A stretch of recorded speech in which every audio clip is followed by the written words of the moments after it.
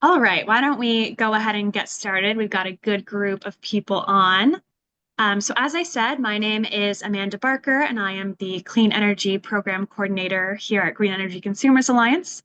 And you are joining our Heat Pump 101 webinar, where we talk all about heat pumps, what incentives are available, all that good stuff. And Loie Hayes is joining me tonight. She's going to be our main presenter. And then we will open it up for Q&A at the end. Next slide, Loie. Great. So we just want to let you know that we are recording this webinar and we will be sending out the recording to you all afterwards. Some Zoom basics. Everyone is going to be muted throughout the webinar, and we will be doing Q&A at the end of the webinar. If you do have questions pop up while Loie is presenting, please enter them into the Q&A function at the bottom of your screen, and then we'll be sure to get to them at the end of the webinar. As I said, this webinar is being recorded and we will send it out along with the slides in the next day or two. And then lastly, if you would like to use closed captions, there is a closed caption feature. If you hover over the bottom of your screen, you should see a box that says CC. You can go ahead and click that to enable closed captions. And the agenda for tonight, so we're going to start out with some introductions about us and about Green Energy Consumers Alliance. Then we'll be going into some heat pump basics. We'll be talking about the costs and incentives of heat pumps, specific design considerations for your home and your home layout, and then we will be going into Q&A.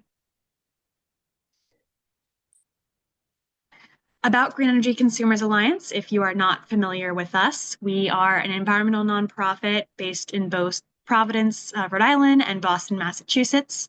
And our mission is to speed a just transition to a zero carbon future. And we do that through both programs and advocacy.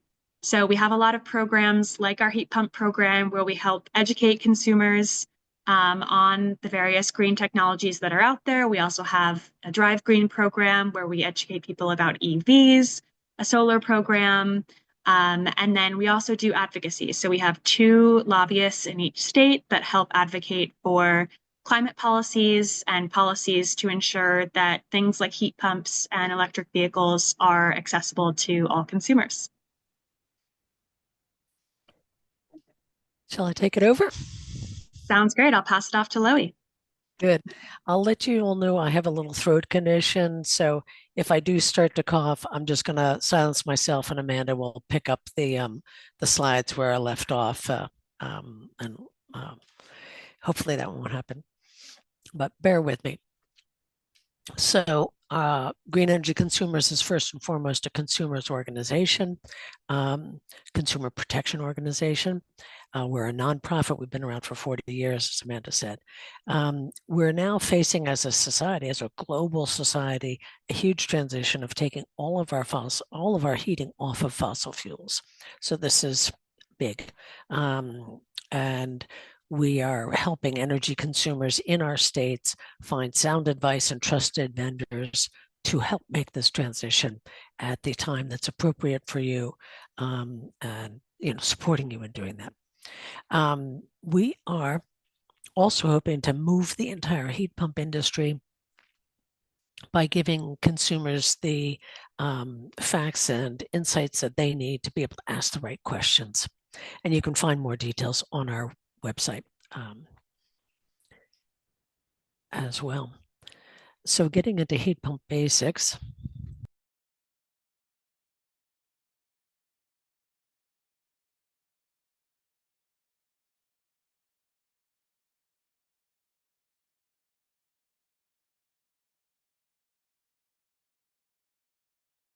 Loie, I think we just lost your audio there. You might be on mute. How's that? Is that better? That's better. Yep. Great. Don't know how that happened. Sorry about that.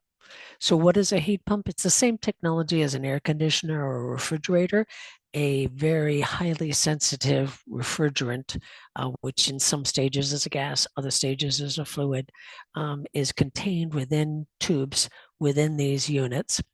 Refrigerator and an air conditioner only works in one direction, but a heat pump works bidirectionally. So in winter, it captures heat from outside and pumps that into your home. In summer, it captures heat from inside and pumps that to the outside.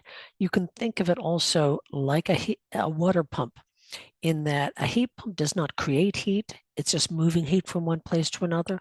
A water pump doesn't create water, it just moves water from one place to another. And it does that through the medium of this refrigerant.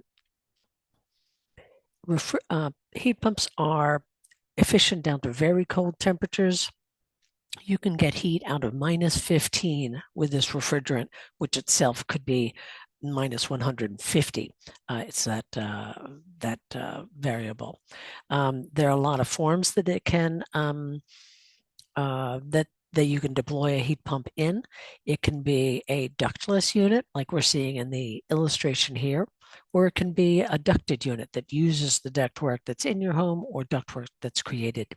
It can serve your entire home. It can condition or heat your entire home or just part of your home. It can take heat from the air, as in the illustration that you see here, or it could take heat out of the ground. It could even take heat out of a pond if you were next to a pond or something like that.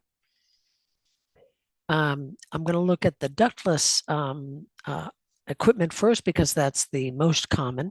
The wall hung units, so these are the indoor units, which are also called heads or air handlers. The wall hung unit is the most common, the least expensive, the easiest to install. Floor mounted is great, especially for first floor applications. They can also go in on an interior wall. Usually the wall hung units can only sit on an exterior wall. There are also ceiling cassettes. Obviously, these go into the ceilings of the roofs of a room.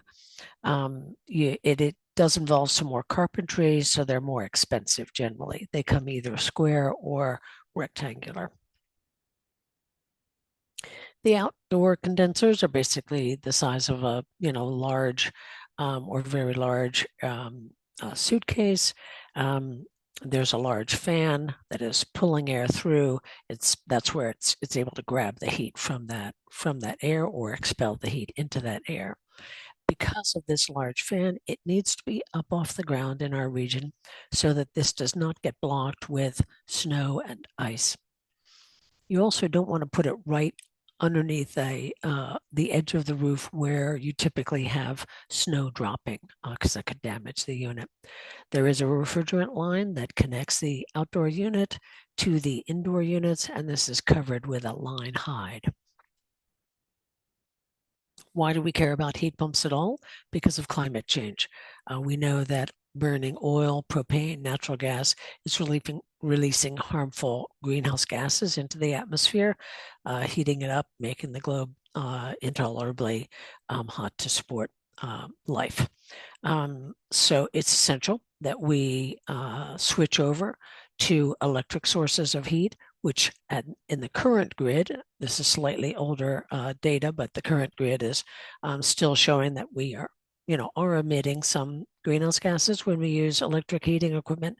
But as we get to a 100% clean electric grid, which we're in the process of doing, there will be zero emissions when all of our electricity is coming from wind and solar. So that's why there are large incentives from the federal government, from the state government, even from some municipal entities for the installation of heat pumps. Let's look first at the costs. There are two types of costs. One is installation, and the other is the ongoing operating cost. Looking first at the installation costs. Now, these are the numbers that you see on this slide are very average numbers. This is taken from the Mass Save Heating Comparison Calculator, and they estimate that a new boiler, a new oil boiler, is roughly $9,000 to $11,000. And remember, there are no incentives now for oil heating equipment except in low-income houses.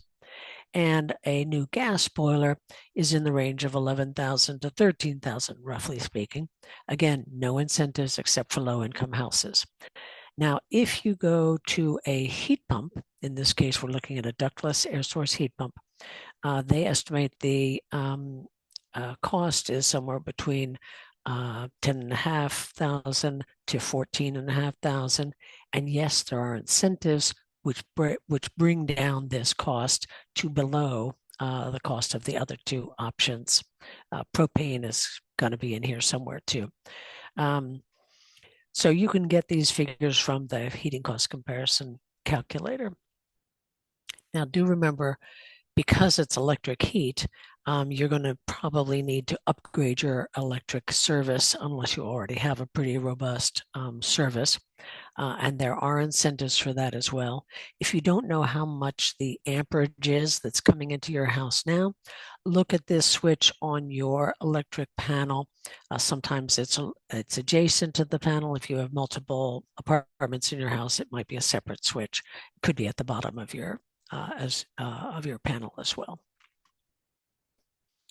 So looking into details more with the heating cost comparison, the heating comparison calculator, this is looking at the installation cost. And what you do to use this calculator is you input your current heating system information and very few little variables that you put in about that. It will give you this cost comparison. So in this instance, I told it I have an oil boiler. And so it's telling me what a new oil boiler would cost, what the incentives for that would be. And then it's comparing that to multiple forms of heat pumps. And it's also telling me what the incentives are and then what the cost is after the incentives. Now note, this does not show the federal tax credit, which can be up to $2,000.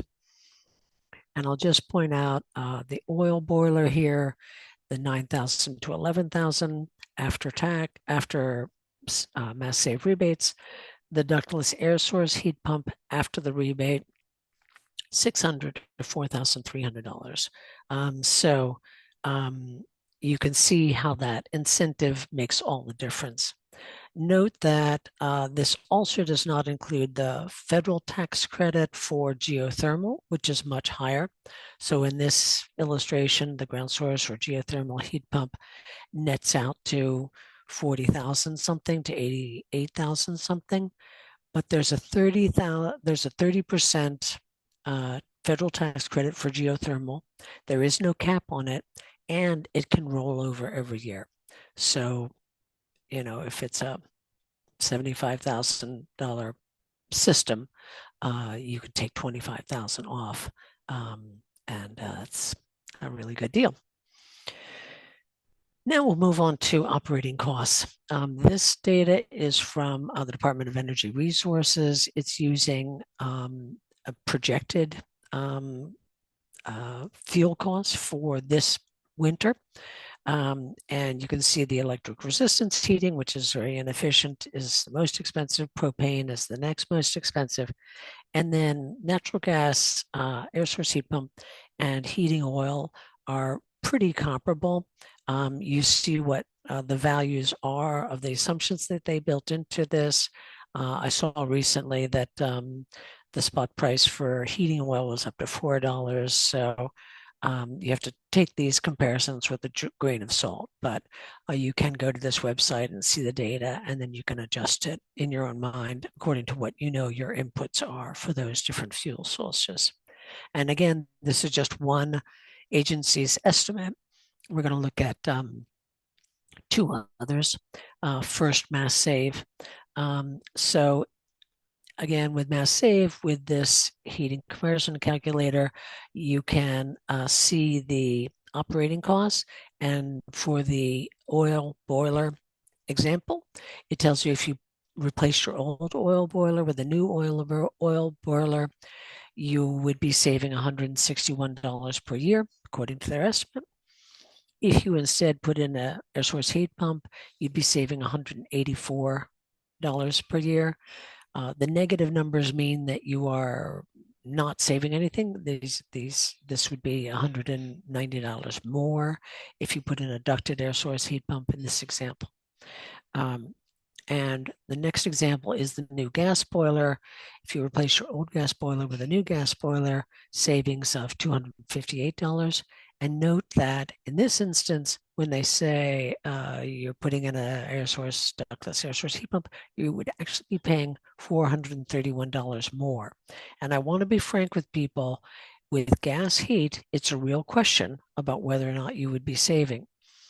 Note that this does not reflect brand new, lower electric rates that are now in effect with Unitil, which drops your rate by 6.2 cents per kilowatt hour, and lower rates that are pending for other utilities.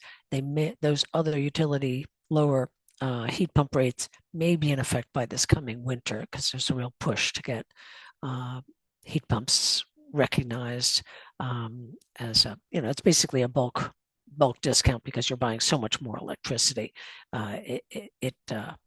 It doesn't cost the utility as much to serve you because they're delivering more.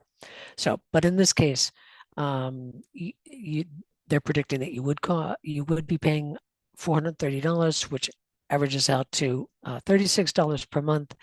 And if cutting your carbon footprint is really important to you, you can think $36 a month. That's very little to cut my carbon footprint significantly, very significantly. And if you don't already have air conditioning and you need air conditioning, you can think, well, $36 a month, that's not bad at all. So some food for thought. Now here's the last operating cost estimate that I'm going to use today, going to share with you today. This is from Abode Energy Management.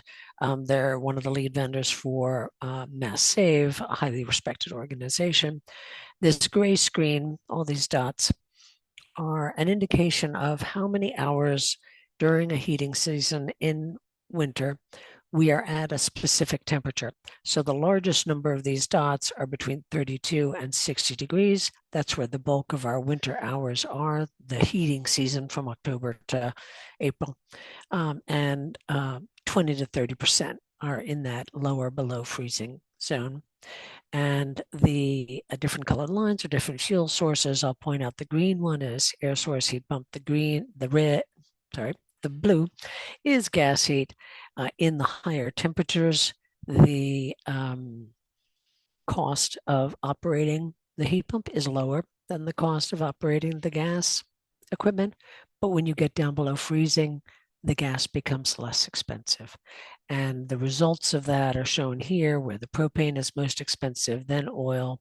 Heat pump is, in this instance, less expensive than oil, but more expensive than natural gas by maybe a couple $100.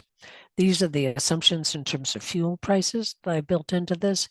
And I want to point out this chart in particular. COP stands for coefficient of performance. These are the different temperatures.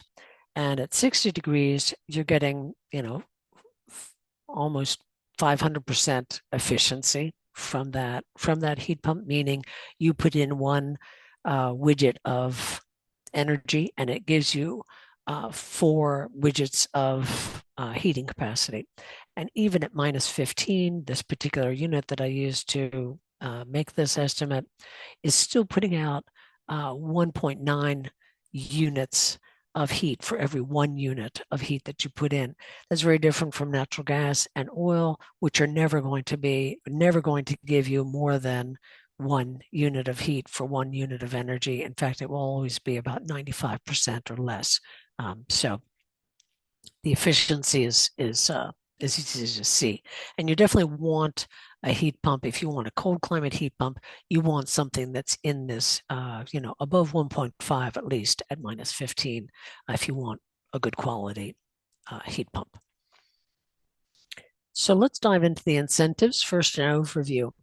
On the federal level, we have tax credits and we have Inflation Reduction Act rebates.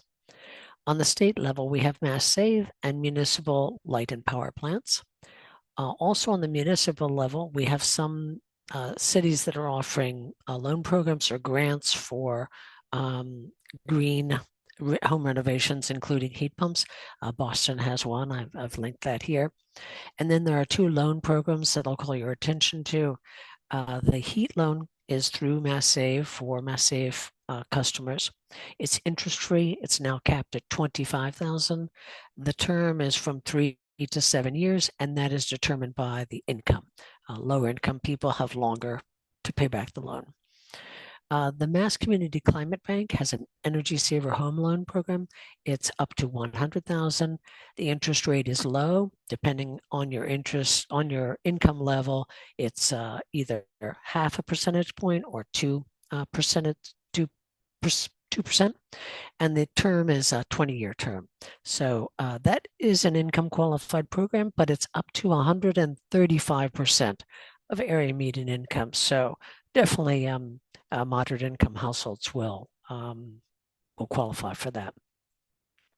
So diving into the federal tax credit, and I'll just caveat, we all know that things are changing in Washington, D.C. very quickly, and unusual amount of change and depth of change so that we cannot predict exactly what this is, how long this is going to last. But the law says right now that there is a federal tax credit, and this accurately describes it, and it lasts for 10 years. So with that caveat, what exists now is a 30% post-incentive cost up to $2,000 per year for heat pumps and heat pump water heaters. If you think back a couple of slides where there was an air source heat pump, the after incentive top cost was $4,300, so you could take 30% of that as a tax credit. There's also a $600 credit for electrical upgrades for heat pumps or heat pump water heaters if you need to upgrade your electricity. You can take a total of $3,200 per year for multiple energy efficiency measures. It could be insulation, as I said, the wiring, the heat pumps, windows, doors, etc. There is no rollover. So once you've claimed a measure, you can't say, oh, I want to take more for that in another year. But you can claim a new credit every year for something different.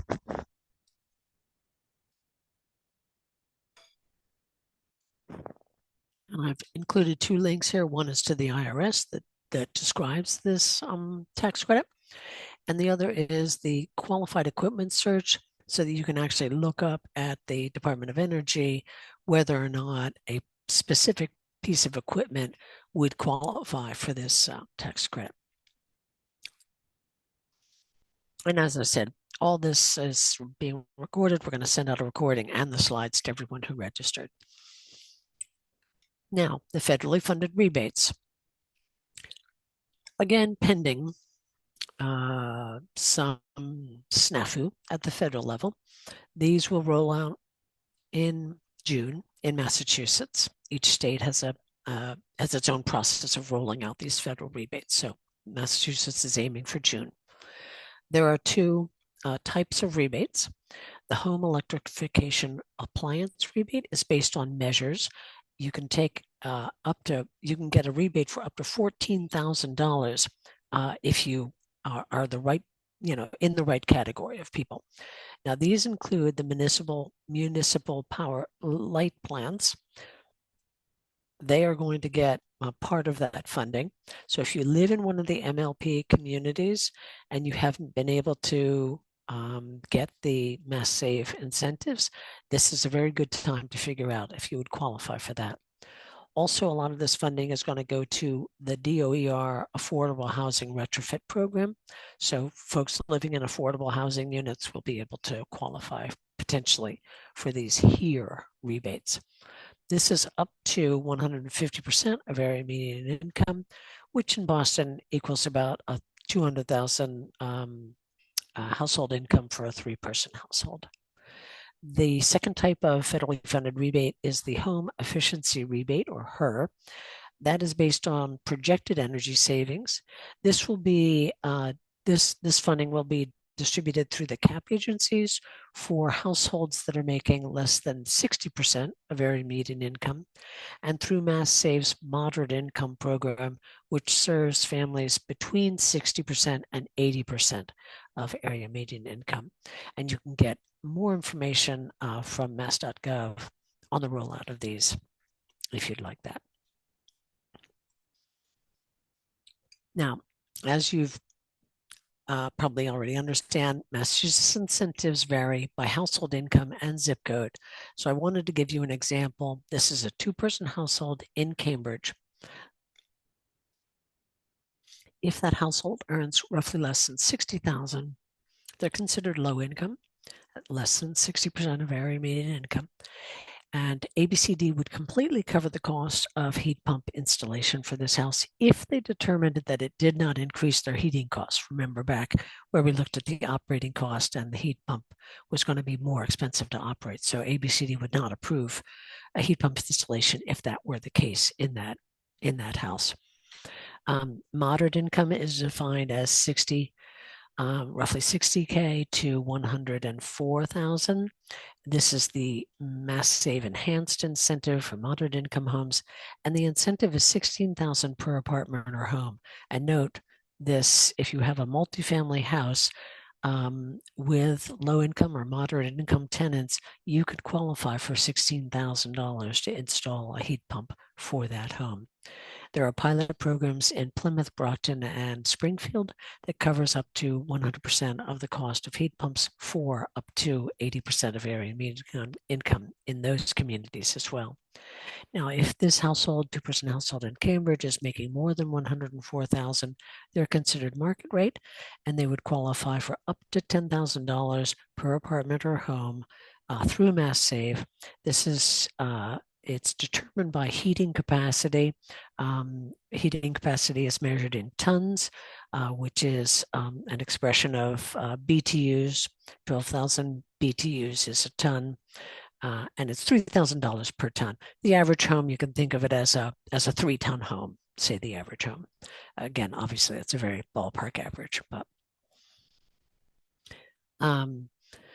so the Mass Save program runs in 3-year increments, and we are just at the beginning of the 2025-2027 program. The final approval of the proposed incentives comes later this month. So everything that I'm showing on the next 3 slides are proposed incentives, but we're fairly confident that this is how it will shake out. The base rate for heat pumps is $250 per ton. And this is for a heat pump that wouldn't necessarily be providing much heat. Now, if you've got a heat pump that's a higher quality, that's allowing you to displace or stop using natural gas, oil, propane, or electric resistance in at least part of your home, then your rebate jumps to $1,250. And there are bonuses if you also add weatherization at the same time, if you design the system to be able to provide full heating when this legacy equipment burns out. Those are extra incentives. And if your income is that 60 to 80% area median income, then the incentive is 16,000. Again, per dwelling unit, meaning if you have a 3-decker, you get 3 grants of 16,000 if you had that income qualified household in each of those units.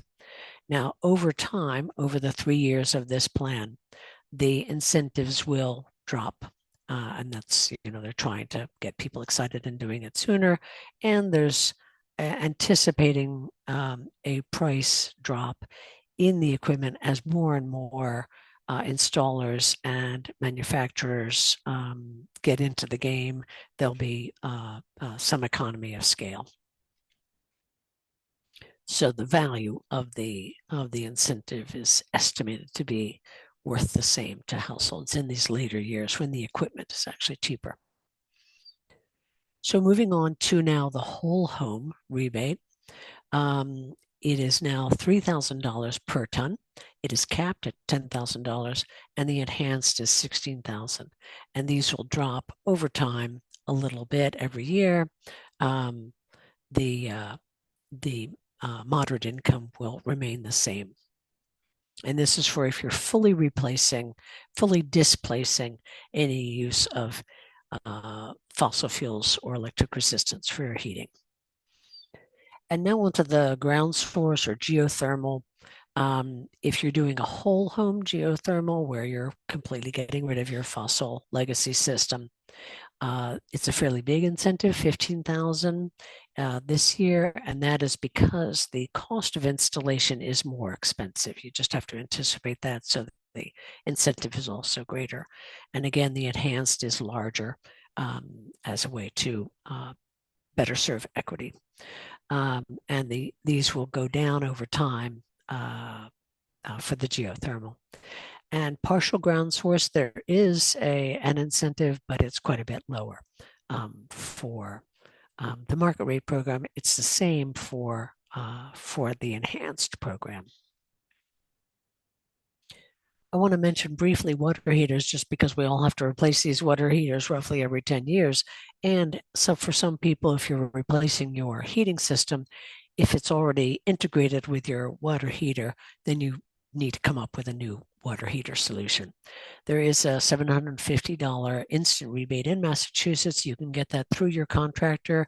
They would get it from their wholesaler, and you would see that they reduce their price $750 on your invoice. Or at least that's how it should work. You can also buy direct from Lowe's and Home Depot and get that rebate yourself. These are 2 to 3 times more efficient than any other tank equipment. So especially if you're using an electric hot water tank now, you should be moving to a heat pump water heater. And for people who are using gas or oil, it's something that you want to consider when the time comes to replace that. It does need adequate space for air exchange, so you can't put this in a little utility closet. It does need a 240-volt circuit. There are units that are plug in to a 120 volt, but those are not being installed in New England because our intake water is so cold. The 120 volt machines can't keep up fast enough. It does need a condensate drain, somewhere where a little water can drip or be pumped into a sink. And it does make the space cooler because it's taking heat out of there, and it also makes it drier. So it does serve a nice dehumidification function. EfficiencyMain.com has a good water heating cost comparison tool. We recommend that. Heat pump design options. I'll just point out this illustration is a nice one that shows how the heat pump is protected by this overhang from any dropping snow or ice. You wouldn't want to put it out here where it could get clobbered. You could put it on this side. It's not so likely to get clobbered on this side either. In terms of the indoor work, think now, does your house have ductwork? Or does it not have ductwork? If it has ductwork, you've got a hot air register in all the rooms, and that's where your ductwork is connected from there to your furnace. You have a furnace, not a boiler. And that's pretty easy to drop in a whole home fully ducted heat pump in place of your furnace. You do need to make sure that the ductwork can handle cold air as well as hot air. If it's built for hot air, that's usually a go, but you want to make sure it's clean and not leaking. Now, if you have central air ductwork and you have a boiler, so you don't have ductwork for heat, but you do have ductwork for cooling, again, you need to talk with an HVAC professional to find out if that ductwork that's sized for cooler air, which is a smaller volume than heated air, you need to make sure that that ductwork could be reused. But that's a possibility for some people. They can reuse that central AC ductwork for a heat pump. And then, of course, you've got one piece of equipment that's replacing two.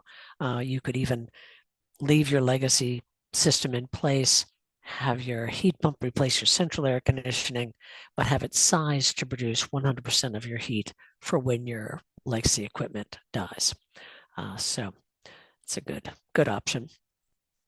Now, if your home lacks ductwork, this means you have a boiler, something that produces hot water or steam for baseboard or radiators.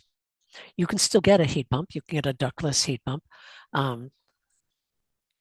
There are hydronic heat pumps as well, but you should know that they don't produce water as hot as what a boiler produces. A boiler produces water, say 170 degrees Your home is warm when 170 degrees is what's leaving the boiler and coming up through all your radiators. Obviously, it gets colder as it goes through the radiators. Um, in a house where you've been able to add a lot of insulation, then maybe this lower temperature water from the heat pump, it's I think the maximum that heat pumps are able to produce now is 140 degrees. So that may be just fine. If you've been able to add a lot of insulation, maybe 140 degrees going through your hydronic system will be adequate. But know that hydronic heat pumps are still earlier in deployment than the air source heat pumps. And you're going to have to work harder to find installers who are qualified and who have time, et cetera, et cetera. So there are more models becoming available every year. But I saw notice of a new model recently, big press release. But when I called around to the warehouses, the HVAC warehouses, none of them had yet decided to even stock that equipment, and no vendors that I called had any qualified installers, technicians to install it. So you're a little bit of a pioneer if you're going for a hydronic heat pump, but we certainly want you and encourage you to do that. And please let me know if you're doing that, because I want to learn from your experience. So for most people, if they don't have ductwork, if they have a boiler, they'll be going with a ductless system. That can be a single head to serve a large open area. It could be just a single zone, or it could be installing multi-zones. And you can use mini ducted heads to serve adjacent small rooms. I'll show you an illustration of that in a moment. And remember, always insulate first. If you can add any insulation anywhere, that's going to lower your heating cost and the cost of your equipment. So I'm going to show you 3 slides with this illustration of a house plan. You've got your living room, dining room, kitchen all open to each other, and then you've got 2 bedrooms down the hall. And we're supposing that 24,000 BTUs per hour is what's needed to keep this home warm in the middle of a winter night. So you could do this lots of different ways. In this illustration, we've put 124,000 BTU head in the living room, and that is going to keep the whole house from freezing, keep it comfortable, but there'll be a differential. These bedrooms are going to be colder in winter than out here, and in summer they're going to be warmer than out here. This could be just fine. You could put a ceiling fan in the bedrooms, and you could really enjoy sleeping in colder temperatures. So this might be perfect for you. It also could be perfect if you want to do a partial displacement of your fossil fuel heat. So you want to keep that fossil fuel going for some reason or another, but you want to have adequate capacity to do, 70% of the winter or 90% of the winter just for the heat pump. Now, this is one I really want you to pay attention to, and it's a warning to stay away from this type of situation. Remember, we specified that we did the heat load calculation, and this home needs 24,000 BTUs per hour to stay warm. The contractor comes in and says, "Oh, you need a head in each of these rooms, and the smallest head that I do is 9,000, so I'm going to put 9,000 in each of these rooms." Oh, sure, you end up with 36,000 BTUs, but really you want to be extra careful just in case you get a polar vortex. You never want to be too cold. The problem is this is 33% more than what you need. It's too much equipment. It's going to be too expensive for the equipment because, of course, each one of these costs extra money, and bigger ones cost more than smaller ones. And most importantly, there's going to be a performance problem. These are going to be expensive to operate because heat pumps are designed to run continuously. And if you have too much capacity, it's going to get up to the preferred temperature, and then it's going to have to shut off. And that on-off cycling is extremely inefficient. That's where if you think of like you're on an exercise bike and you're starting that exercise bike, you have to really push to get that flywheel spinning. And then once it's spinning, it's easy. But spinning that, getting it going takes a lot of energy. Same with a heat pump. And most problematically, in summer, you're going to end up with rooms that are cold and clammy. because the temperature is going to get cold enough and it's going to shut off. But the dehumidification takes longer than the cooling. So it's shut off, it's not going to dehumidify anymore. You're ending up with a muggy room that's cold. So too expensive and uncomfortable. Do not oversize your heat pumps. And this, I told you we would talk about a mini ducted unit. This might be perfect for this house. Excuse me, 1 second.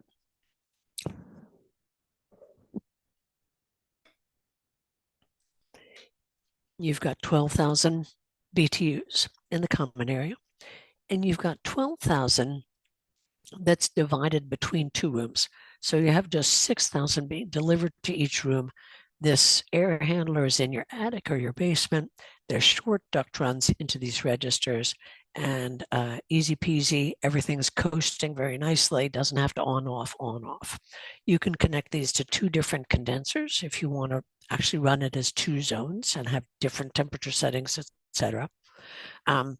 And the heads can be up to 150 feet from the condenser, so you could potentially put both of these on one head as well. So I'm going to wrap up soon, but I just have a few more slides for next steps that we hope that you will take. Make sure that you take advantage of the no-cost virtual independent consultations. There's a lot of information that's available to you about heat pumps, and getting independent advice is so important, and we're so lucky here in Massachusetts to have this resource. Mass Save offers, you can sign up and get a 45-minute free consultation with Mass Save heat pump technicians. So that's a really good resource. Some of the municipal power companies offer the same service from the same provider of really high quality consultation. You can even bring them your quotes. You can send them your heat load. You can send them pictures of your house, etc. And it's virtual, so you can walk around with your tablet or your phone and show them different things. Now, Energy Sage is another source. This is an online platform that many people know because of solar. They also offer heat pumps and other technologies as well. It's easy to register. It's free to register. And once you've registered and said, yes, I'm exploring the concept of heat pumps for my home, then you can have back and forth consultations with somebody at Energy Sage. Again, they're independent. They're not trying to sell you anything. And you can converse with them via phone, via a video conference or chat. We do encourage you to get 3 quotes because this is expensive equipment. It's a relatively new technology, though it's been around now for 20 years or at least 15 years. It's called Climate Heat Pumps. And of course, our website has information as well.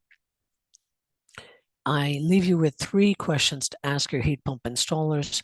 Are they approved by the state rebate program to make installations that are rebated, to sign off on rebate applications?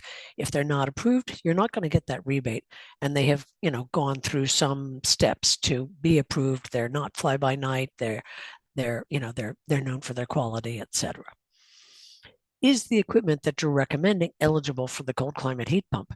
Now, this is an important one because, contractors may be called by people who only want air conditioning equipment. And so they are accustomed, that particular company may be accustomed to installing air conditioning heat pumps. And when you tell them, I want a heat pump, they might give you an air conditioning. So you want to make sure that equipment is cold climate certified. And you can look that up. You can tell them, I want to see proof of that. I want to see it on the list for the qualified equipment. And that list is available to everyone through the Mass Save website. And will you formally calculate my heat load before I sign a contract to purchase specific pieces of equipment? Now, this is ideal situation, but you want to understand what they're thinking about in terms of their heat load. They may say you need 24,000 BTUs for your house. And you could say, well, how many do I need for that bedroom? How many do I need for this living room? Well, this living room gets a whole lot more summer sun than the bedroom. Did you calculate, that, etc.? There is a formal calculation. There's a software that's called Emmanuel J that heat that HVAC technicians use to calculate heat pumps. In an ideal case, they would share with you their heat load calculation, and you would know, okay, they have calculated my heat load as 2,300, whatever, 2,300, 500 BTUs per hour, and that the equipment that they're specifying meets that heat load. So I urge you to learn more about that. And there's lots of information online about heat loads, and you can even estimate your heat load yourself. You can even do the calculation yourself if you have some technical ability. It's above my math ability to do that myself, but. So just in closing, we have, before we go to your questions, we have lots of upcoming events. You can always find them on our website, and you can find past events on YouTube. This Thursday is the Rhode Island equivalent of this webinar, and next Tuesday is an electric car webinar. We are a nonprofit. We welcome your donations. That's what allows us to run these programs, and most importantly, to do our advocacy in both states. And now I'm happy to take your questions. Amanda, do you mind reading off some of the questions? Sure, I'm happy to read off some questions. Let me pull those up. We have some questions, some comments. So let's see. It looks like someone is looking to do full house heat pumps, but they are reluctant to fully get rid of their oil burner in case of extreme cold weather. They're wondering, would they still be able to get the Mass Save whole house rebate if they kept their oil burner as a backup? You can keep the oil burner in your house, but you have to disconnect it from your thermostat. So it's not an easy recourse. But that said, you could disconnect it and then call an electrician and say, there's a polar vortex. Please come and reconnect my thermostat to the boiler. And that would qualify as according to my current understanding, that would qualify you for the whole home incentive. Great, thank you for that, Loie. And could you clarify, is that supplemental backup burner needed, or are we finding that cold climate heat pumps can work down to these very cold temperatures? Cold climate heat pumps can definitely work down to these cold temperatures, but obviously it has to be a well-designed system. Somebody has to do an accurate heat load calculation, and we're in an era of climate chaos. So that means warming, as we all know popularly. It also means these polar vortexes that are extreme, and so making that accurate projection is more complex than it has been in the past when we could rely on past history to predict what we needed. But that said, the Globe has done surveys of people during polar vortexes who use heat pumps, and the vast majority of them are very happy with their heat pumps. There's no question that heat pumps can provide enough heat. It's just a question of getting the right equipment in the house. Great, thank you for that answer. Another question we have is, if someone has a second home, I'm assuming you're asking, you received the rebate in one home, but then you would like to also install heat pumps in a second home. Do you know if they'd be eligible for a rebate for their second home? I'm pretty sure you cannot. I believe it's only Okay. for people's primary residences. Yeah. Okay. Yeah. I notice I have the Q&A open now, and I noticed somebody said that asked it looks like ducted heat pump systems are very expensive, both with initial costs and ongoing. I'll just reiterate that the estimates that I put up on the screen should be taken with a large grain of salt, and you really need to look at you need to meet with multiple contractors to get estimates for your particular home and the equipment that they think would work in your home. Um, and the in terms of the operating expense, we're going to see a significant drop in operating expense probably this year for all the utilities once they have gotten approval for the discounted rate for heat pump, the seasonal discount for heat pump users. Really take those charts as a grain of salt and more as an indication of how you might answer the question for your particular house than this is going to be true for everybody attending this webinar. Awesome. Thank you for clarifying that. I see someone else is asking more of a layout question about how would you keep the bathroom warm without putting a head in the bathroom of your home? In a lot of homes, it might be as simple as a very small electric resistance heater, basically like a towel rack type heater. I don't know if you've seen those pictures where it's like a little radiator that you can made to hold your towel, etc.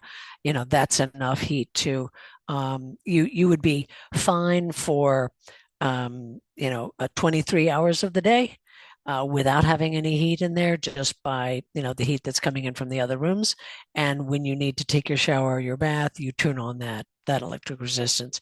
You could also do a mini ducted unit where you're putting a percentage of a head into a bathroom. It is a question, how do you deal with small rooms? And there are a lot of older homes that have very small rooms. Yeah. Great. Thank you for that answer. It looks like another question is, do cold climate heat pumps include a backup electrical resistance heating system? I don't believe they do. Well, yes, the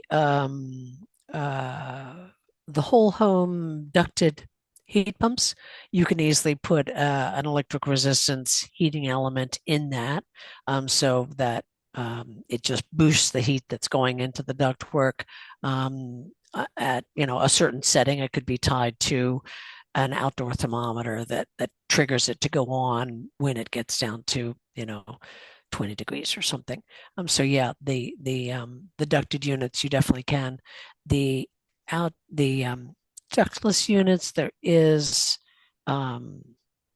I think there are some units that may have backup um, uh, electrical resistance as well, but I'm not sure on that. Okay, great. Another question is, if heat pumps work down to 15 degrees, isn't it expensive with the reduced COP at that temperature? More expensive than oil, etc. Yeah, well, that's what we were seeing on that graph that had the weather data behind it and had the four different lines for the different heating fuels. You saw that even oil became less expensive than the heat pump um, at those very low temperatures. So again, it depends on the efficiency. Some are made to be efficient down to 20 degrees, etc. I do see a correction. I was wrong. You can get rebates for heat pumps in a second home. Thank you, Lisa, for that correction. Awesome. And it actually sounds like the person that asked that question, the second home is the only one for which they're considering the heat pump. So it sounds like even if it isn't your primary residence, you are able to get a heat pump rebate. Yes, no, I believe you can put them in a second home that you own, even if it isn't your primary residence. Awesome. Let's see. We have a question about someone has a newer hot water furnace for heat and hot water, and then they have a separate electric whole house AC system. If they went with a heat pump can those systems be combined, or will we need to do two heat pumps? That's an interesting question. The hot water furnace, um, I'm not sure what the technology is that you're looking for. I know that there are some hydronic heat pumps that can be attached to a fan coil, where you're essentially running a tube of cold water um, next to a fan, and that cooler air, is being blown against the cooler water, and that's what's creating your AC. So yeah, I would need to look at what the specific equipment is on that, if it can be configured. But what you're looking for is, I believe it's called a fan coil unit, that would be could it be wired into your hydronic system. Oh, I see. Are there rebates for landlords installing heat pumps to replace a gas boiler in a rental unit? Yes, indeed. Um, you can get that significant, whole home rebate when you replace the gas boiler with a heat pump. And it can be a rebate for every unit that you're replacing. Awesome. And then it looks like we have a question about if heat pump systems are compatible with wood burning stoves. Sure. Yeah. That's a good combo because the wood burning stove gives you an option for getting heat when the electricity is out, say. So that's not bad at all. And you would need to talk with your technician about where to put the thermostat relative to the wood burning stove. I would assume you wouldn't want your heat pump thermostat and the wood burning stove to be in the same room. You would probably want to separate those, but again, it depends on your layout. Yeah. Great. And then we have a question about what happens if the outside temperature drops below -10 degrees. Is the heat pump still able to operate then? Oh yeah. I mean, the heat pumps are rated to a specific temperature that they go down to.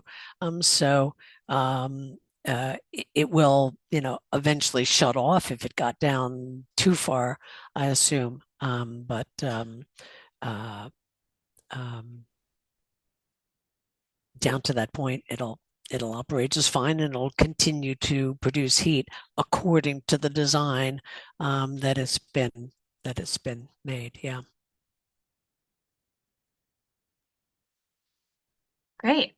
I I think, know. I see Peter raised some suggestions about anode rods with heat pump water heaters, and yes, you do want to get a tank with at least two anode rods if you're getting a heat pump water heater. Um, and you want to talk to your technician about if they will need to be changed during the lifetime of the unit, etc. So awesome. thanks, everybody. We did just have one more question come in. If you have one more minute, Yep, it yep, yep. looks like Rebecca is asking, um, she's looking to get rid of her oil burner, and wants to know but she has a new hot water heater, and she wants to know if she can use the heat pump with that, or if she would need to get a different system. If the new hot water heater, if the new water heater is connected, tied into the oil boiler, um, then you'd need to figure out, an appropriate piece of equipment that could connect to that.